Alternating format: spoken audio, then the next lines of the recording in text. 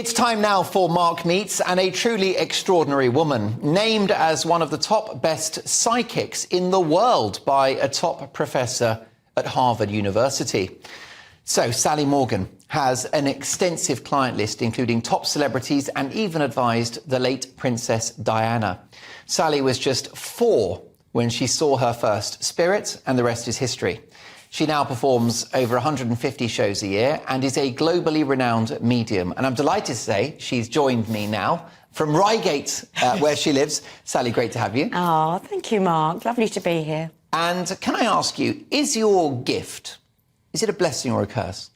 Well, I think it's a blessing because I look at it as, you know, it gives people hope. And it means that we can have the possibility that our energy, our essence, lives on after our body fades, disappears. Although, do you tire of people asking you what's going to happen in their life? No, not really. I think it's natural.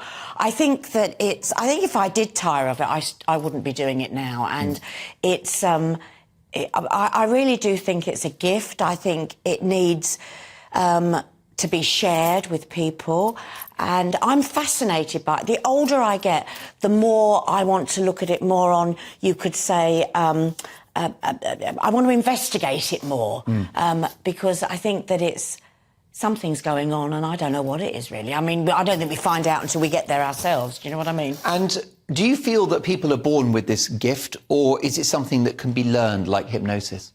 I think that Well, I think we all have a psychic ability. I think every single one of us have... Is that like when the phone rings and you're like, I knew that was Auntie Jean? Yeah, absolutely. Yeah, we all have it. I refer to it as the little valve in my head that when it's open, it's like a little bit of energy goes through it and then you have that déjà vu or that moment. And my valve is open all the time and there's like an energy running through it all the time. And I think that I'm harnessing energy around an individual. And so if you and I were to sit down for a session in your busy diary, what's the methodology? How do you do it? Do you use cards? Do you have crystal balls? No, I mean, there are props that every psychic stroke medium will use because we have social media now and people like things to be visual.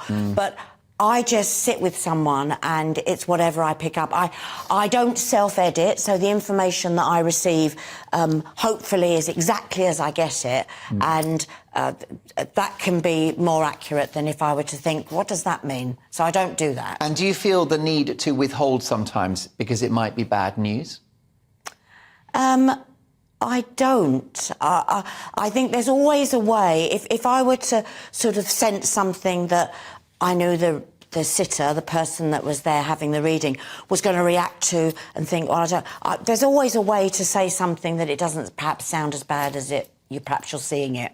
And you sat and read with Diana, I think did. over 4 years. I did. How did that come about? It came about through some charity work that I did for a charity called Mice, and the lady that ran it, her friend, she was from Liverpool. Liverpool's very, at the moment, isn't it, with Eurovision and everything? Definitely, it's the place to be. It is the place to be. And it was certainly the place to be when I met the Princess of Wales, because her dresser knew this person, and I went to see her dresser, Helena Roach, her assistant, and the rest, as you said before, is history. And she was comforted by what you did with her? Well, I think that, you know, what I always say is that you never ever become friends with the royals. Anybody, you know, they're in a system and they're locked in that. And you're very foolish if you think because they want to see a lot of you or they're talking to you that they're your friend. They're not your friend because they're in this little bubble. But, yeah, I think that if someone wants me to read for them daily for 4.5 years, then somehow they're getting some sort of comfort from that. Did you read for Diana daily? I did. For 4 years? I did. And obviously you weren't always with her, but you would call her... Oh, no, she would call me. I'd never call her. Right, so it was always on the phone that she'd call you up every day? Every day. And I saw her sister, Sarah McCorkindale, would come to my home at least 3 times a week.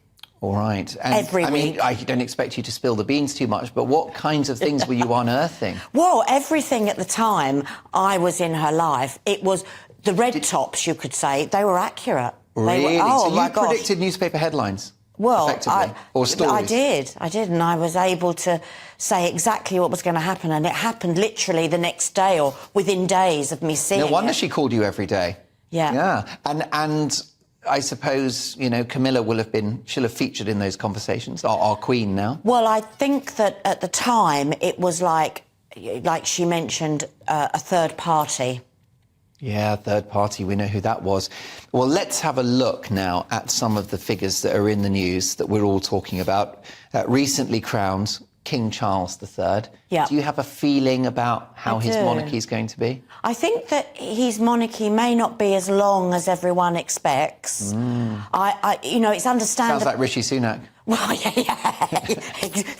Liz completely. Will he do 44 days?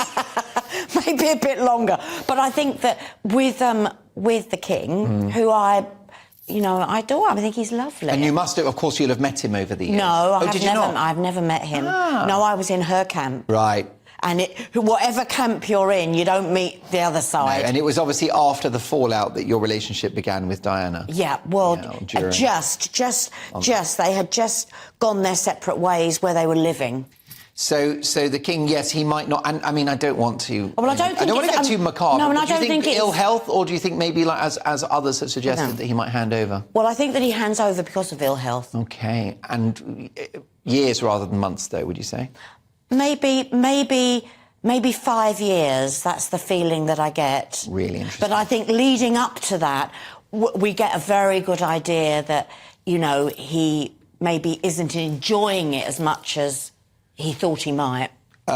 Rishi Sunak, Keir Starmer, they are angling for the top job in this country next year, the election. Any sense? Well, I don't think Keir Starmer gets it. Really? No. Okay. I think that there'll be another Conservative leader. Okay, and that's just something that, again, your psychic sense... Yeah, and I think it might be a woman.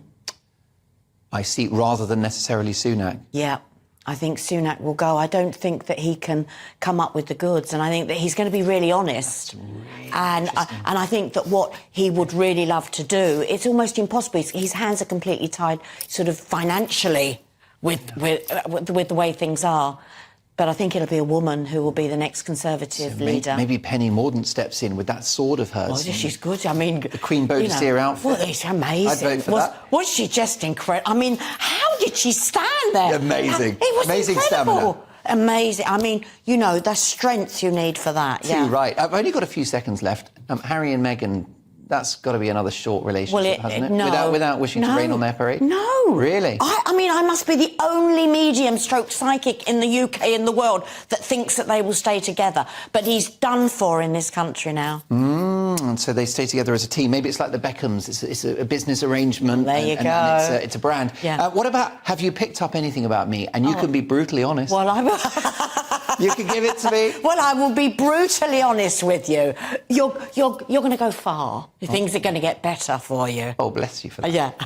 Right, when you say you're going to go far, I mean, I've had bosses say that when they chuck me out. Well, they do. You're going to go far down the road. You're going right up that road. Well, thanks for the vote of confidence. And look, do come back and see us. And I'll tell you what we should do. We should regroup when Penny Mordaunt is announced as our new Prime Minister. Wouldn't that be amazing if she was? It'd be quite something. She could do the job, you know. Definitely. Well, she could wave that sword at the Leader of the Opposition, whoever that happens to be. Sally Morgan, great to meet you. And thank you so much for coming darling. in. Thank and we'll you. catch up again soon. A really inspirational conversation, I think you'll agree.